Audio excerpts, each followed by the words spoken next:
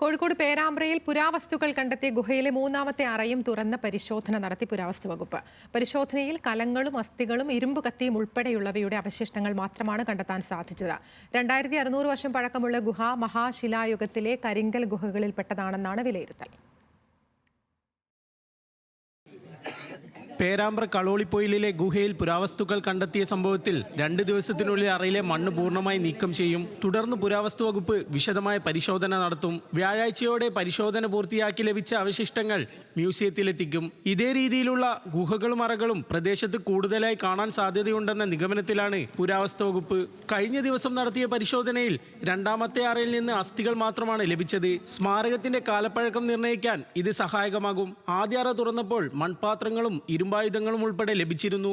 മൃതസംസ്കാര സ്മാരകങ്ങളായി ഉറപ്പുള്ള ചെങ്കൽ പാറകൾ വെട്ടിയുണ്ടാക്കിയ 3 കല്ലറകളാണ് പ്രദേശത്ത് കണ്ടെത്തിയത്.